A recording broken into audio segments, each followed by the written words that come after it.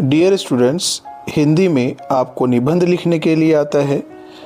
पाठ्य पुस्तक की आत्मकथा इस विषय पर अगर निबंध लिखना है तो अलग अलग तरह के आपको प्रश्न दिए जा सकते हैं, जैसे पाठ्य पुस्तक की आत्मकथा, फटी पुस्तक की आत्मकथा, पुस्तक की आत्मकथा इत्यादि।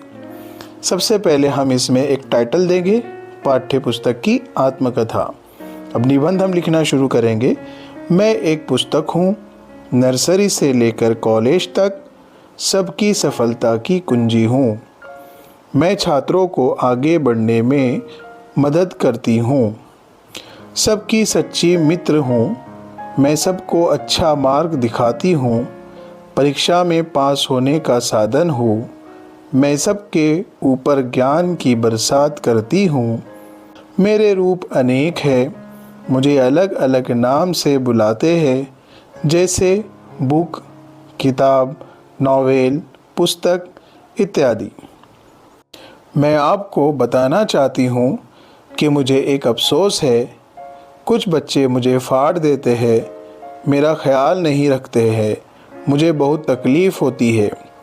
कुछ मुझे पढ़ने के बाद फेंक देते हैं, कुछ तो मुझे कबाड़ की दुकान में बेच आते हैं।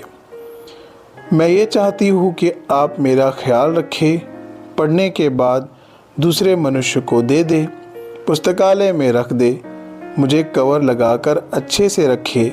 मेरा आदर हमेशा करना चाहिए। मुझे बहुत खुशी भी होती है जब कोई मुझे पढ़ता है।